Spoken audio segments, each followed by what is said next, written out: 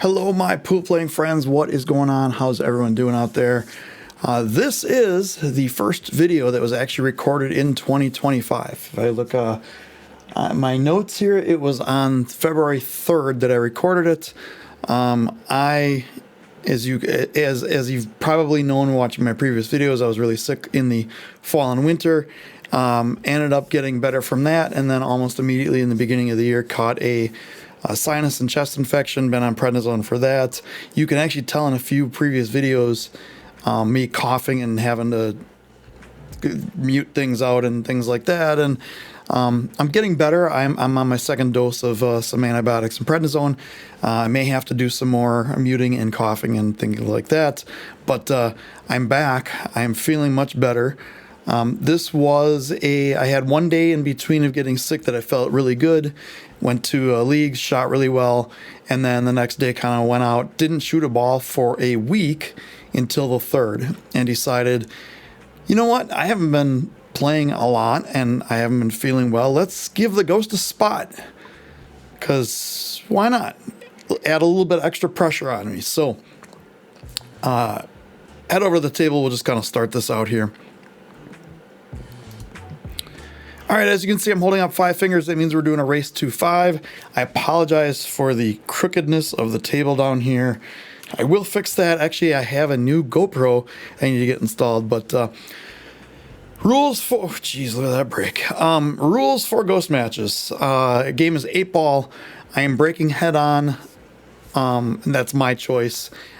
Basically break. No matter what happens, if I make a ball or if I scratch or whatever, everything stays down. I get ball in hand after the break. If I run out, meaning I make all the stripes or all the solids and then the 8 ball, I get a point. If I do not, I miss at any point, scratch at any point, follow at any point, the Ghost gets a point. You'll see I have the Ghost as a 1001 Fargo because it's spotted 1 game. I do not recommend spotting the Ghost in race to 5. I think being able to beat the Ghost as is enough of an accomplishment, but I decided to do it, so here we are. Looking at the table here, I like stripes. Sorry, let's start over there. Looking at the table here, I like solids because of the 9 ball, and also the 10, 14, 13 is kind of a mess there. It's workable. I think the 10 goes in the side here. You could play off the 13 to get to the 10. The big problem is that 9 ball. But what I'm looking at here is I'm looking at how to get the 6 and the 8 out of there. The 8 does not go down here once these balls are gone. It's really, really, really close. It could maybe go off the rail off the 15, but the 15 is pretty far out. I don't think it'll go in there. So what I'm looking to do here is bump just the 8 ball out. Understanding I might hit the 9, I might hit the 6, but I'm trying to make the 1. I'm trying to just bump the 8 over here, and that frees up the 6 ball so I can do something with it later. And I have a whole bunch of insurance balls. This is almost perfect. Depends on, the other issues I have are these 2 balls do not go past this ball in the corner, but I can get over here and they both go on the side or they both go down here. So I'm looking at my angles on what I need to get from the 6 to the 8 if I decided to do that, or from the 2 to the 6 and then back up table. I don't think I like using the 6 as the key ball because getting on the 2 is much harder. So I just looked at getting on the 6 here. The problem is I'm going into the 9.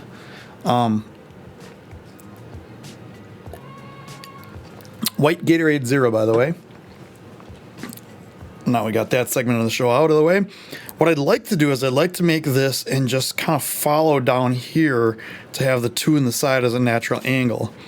Instead, I don't know what I did there, but I put some spin on it and came off the other side of the 9, and it's just like slid off the 9 over there. Now, the 2 does not go up in this corner. The 2 only goes on the side. So what I'm looking at doing is I'm looking at drawing this around. So I'm playing the 2 on the side, maybe off the 10. It makes it a big pocket, and then drawing it around here for the 7. And if I can get over here, I can take maybe one of those on the side. So I did hit the 7. I'm dangerously close to getting on the 3, but I did get in between both. Now here, you know what? let me pause this for a second. I'm looking at the angles on this. The obvious shot here is the 4 on the side. Or is it?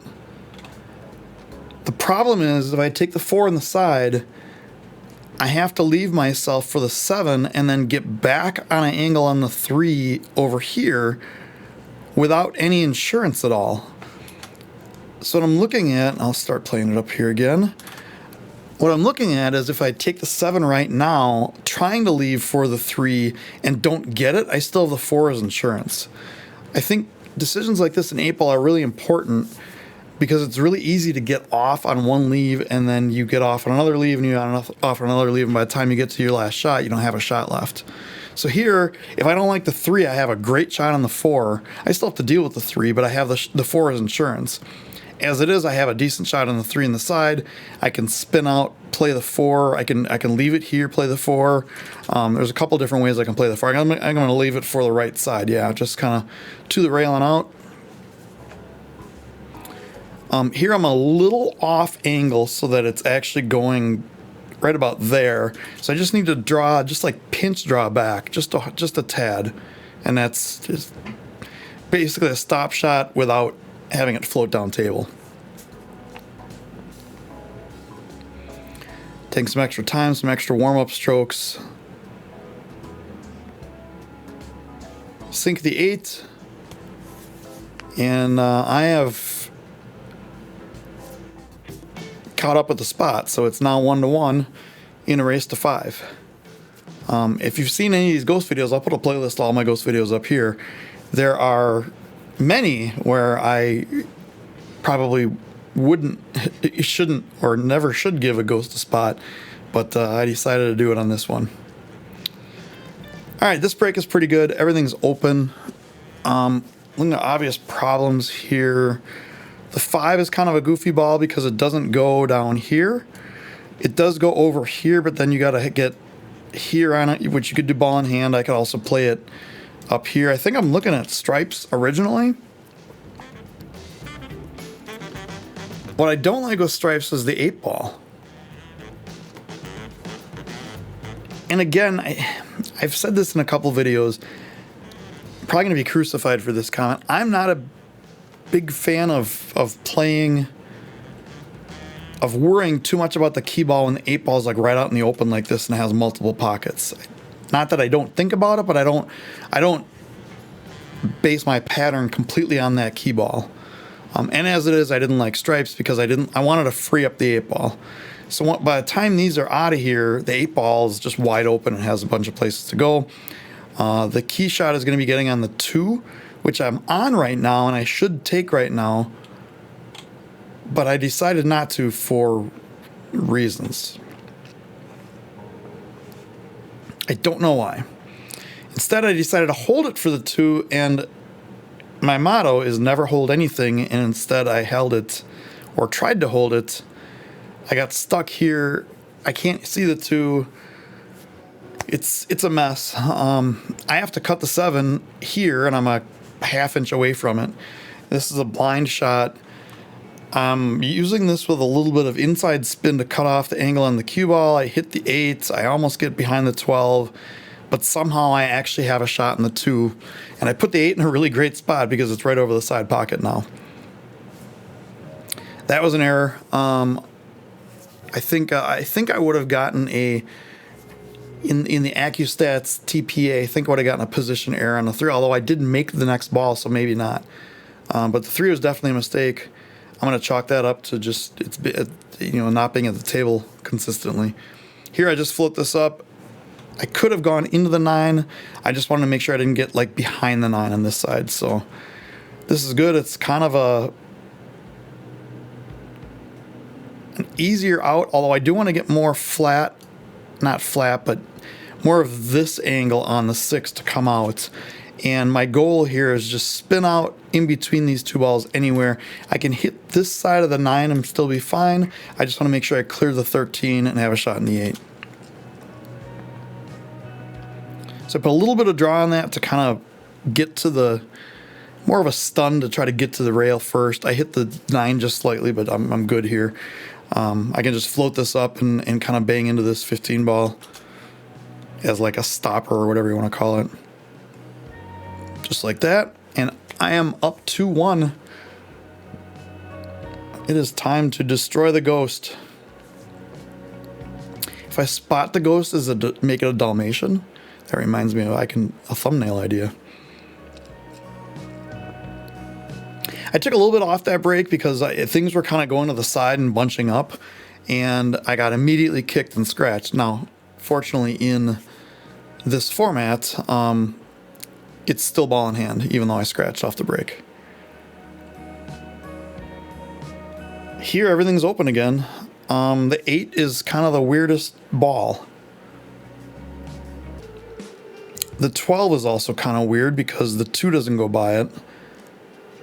If I can get the 4 out of the way, then the 8 goes here.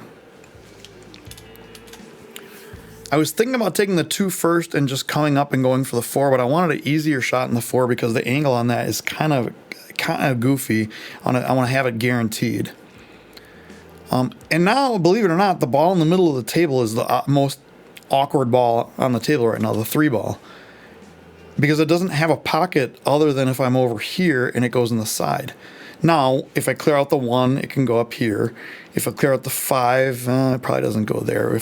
But if I clear out the 2 here, then the 3, I can get anywhere up here playing off these 3 balls. I can get on the 3. So I decided to take the 2 right now, which I don't think that was my plan when I took the 4. I thought I was going to take the 6 and then head up table. I don't want to hit this. I got really good on it.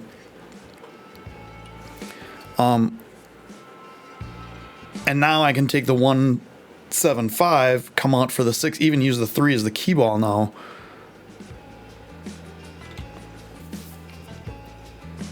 A lot of different ways to do this. Now that the 3 is freed up for these 2 pockets, there's a lot of easy ways to take care of that.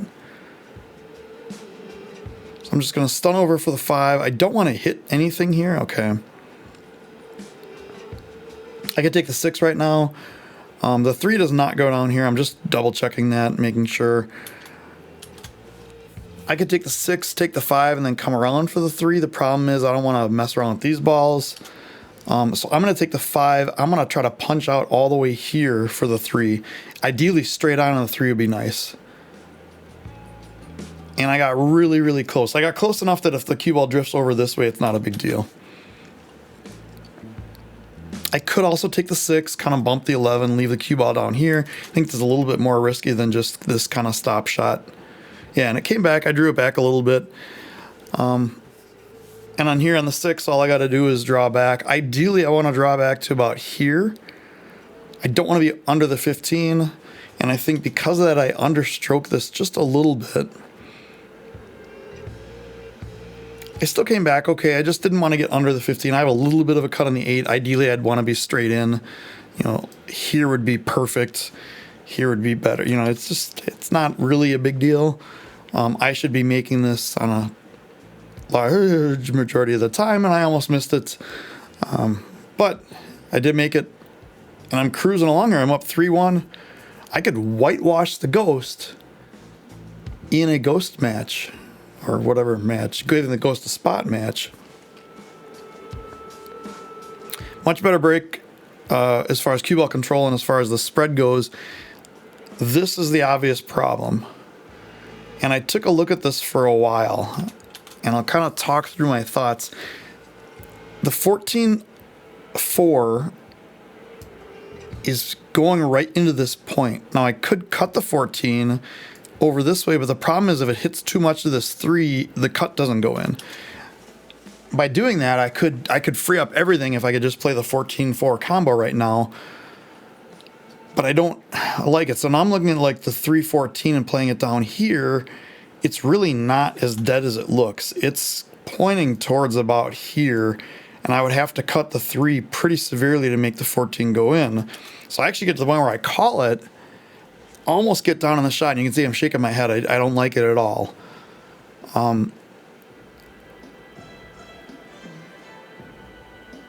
I think I could go with the 4, play it up here, follow into the 14, break that out, and then I have like the 6 is my insurance. That's not bad.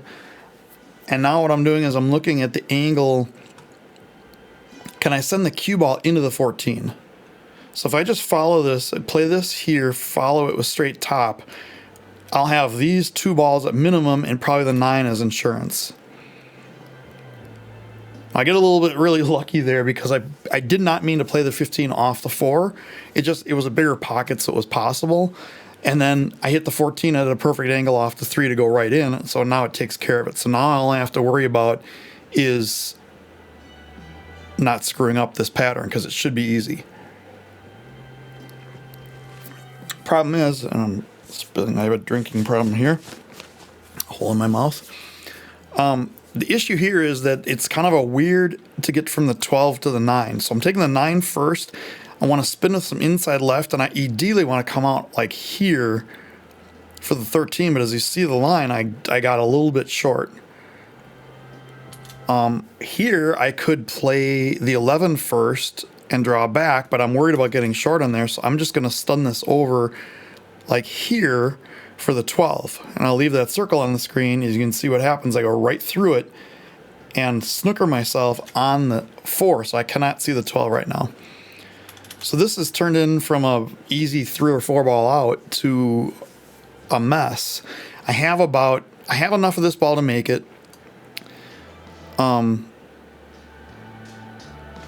But I have to jack up and draw back because I can't just float this ball in. I don't really want to follow forward and try to go like this because these 3 balls are huge.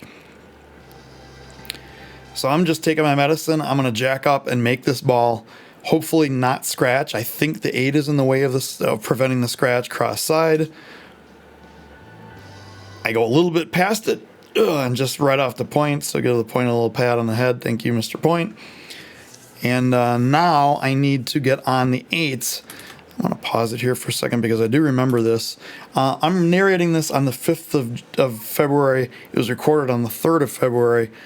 I don't know when I'm going to post this. It might not be for a couple weeks yet, but I just want to keep this fresh in my head. The 8 does not go here. It does go here, but it's pretty tight.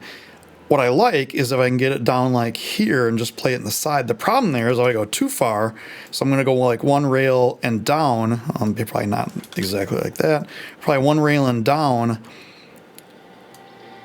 I can get anywhere in this general area and still have a shot, but if I get here, I'm in trouble. So I got to just watch out for that. I don't know if this is the right choice. This is what I had in my head, and this is kind of what I'm still seeing now. Straight top, maybe a touch of left, and it looks like it's going to not stop. Like if these were freshly polished balls and new cloth, I would have been in trouble. Actually, I might have gone all the way down here and back up. But as it is, I'm like perfect on the 5 on the side, or the 8 on the side. Did not get caught on the 5.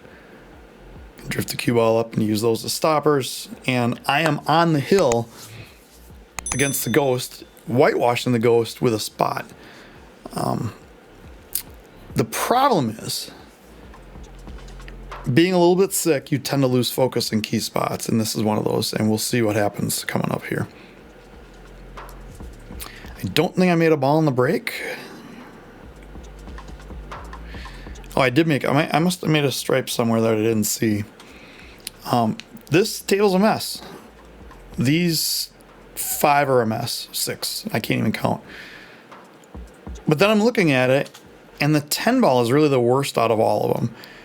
And if I can get the cue ball where the 11 ball is, right in the middle of my big head, I can just play a stop shot in the 10 up here. You know, if I can leave the cue ball there, all I have to do is play the 10 up there, and then everything else kind of plays itself. Problem is I have to bridge over this 6 ball to play this shot, and bridge over the 6 and the 13 really. So I take off the extension. I play with the 3 extension almost all the time, and I just have to bridge enough to just stop this ball. All I have to do is make it, stop it, make it, stop it, and I rolled forward, barely made the ball, and I rolled forward a couple inches, and now I'm at a goofy angle on the 10. I cannot hit the 10 to the side without hitting a 7 first. The 13 is a possibility, but then trying to get back on these is not easy. The 2-ball there is kind of big. I can't like go 1, 2 and out at it because the 2-ball is in the way. So I just have to try to cut this 10-ball all the way up here and hopefully I have a shot. I didn't really pause on my backswing or pause before my backswing and shot it right into the rail. And now the comeback is on, the ghost is on the board. It's 4-2.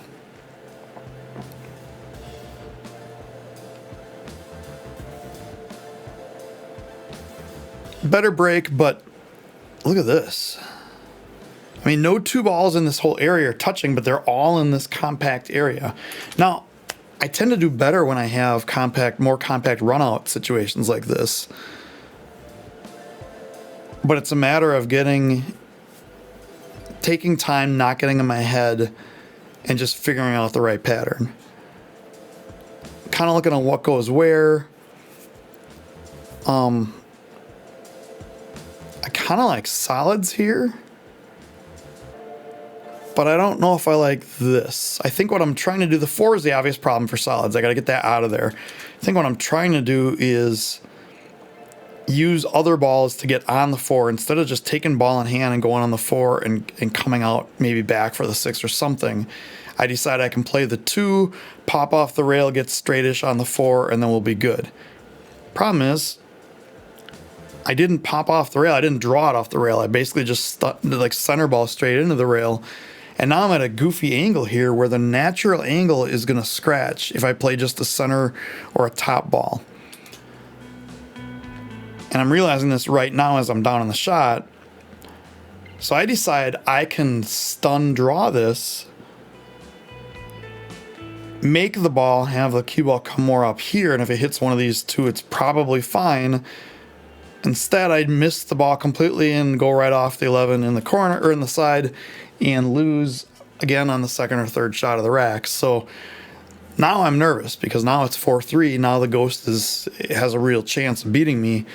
And I've blown 2 racks early. And yeah, I'm worried now. Great break. Good cue ball. Didn't go off to the side, into the rail or anything. Didn't make either side ball, but I did make the 4-railer that went around 1, 2, 3, 4 and in. I think that's how it goes.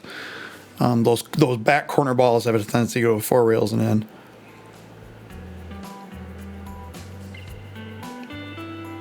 So here I'm looking at what's in the way of the 8, and it's really the 4 and the 1. So I want to take solids to free up that 8 ball. And ideally, the pattern here should have been and should be the 4-1.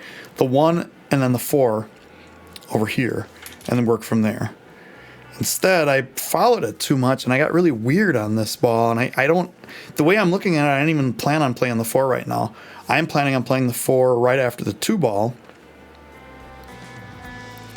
But again, I came out too much with too much of an angle that I don't like, because now when I play the 4, cue ball is naturally coming this way. So without even really taking too much time, I'm looking at all the shots and I'm like, well, the 3 ball is more straight. I'll just take the 3 and I'll draw it back a little bit and I'll have the 5 on the side, and then I can get a, then it's much easier from there. I don't take much time. I don't really draw back on a great angle.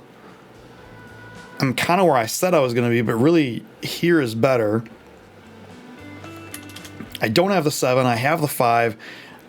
I can't really, like the 13 might as well be a beach ball right here, because I don't think I can get around this without hitting the 13. So now I'm going to try to play inside, not hit the 13, which I don't do.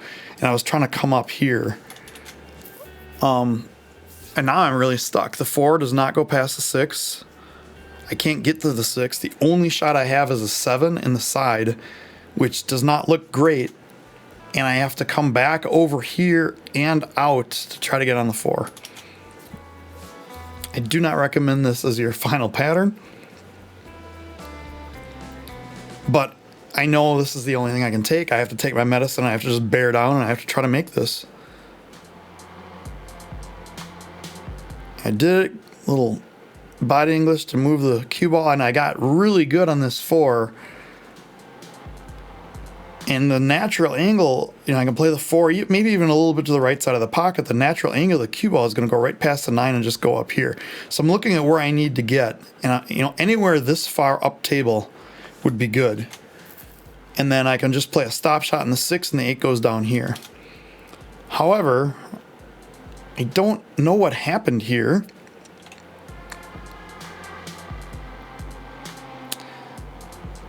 I think I hit it in a little bit more center or left side of the pocket, and because of that, I hit the 9, and now I'm on a goofy angle on the 6. I can't cut it here without going into these balls. I don't think I can. I don't think the draw will catch enough to come this way. So I'm actually looking at cutting it here and hoping, using a little bit inside to cut off the angle and just hope it goes somewhere in here and I get some kind of shot. Knowing that if I miss, I'm on, Ghost is on the hill, and then it's a 1 rack free for all for the title of the Spotted Ghost, or whatever I'm calling this. I got just about as good as you can get on that. Wasn't planning on hitting the 15, wasn't planning on hitting the 15 square like that, but I did it, and that was, what can I say?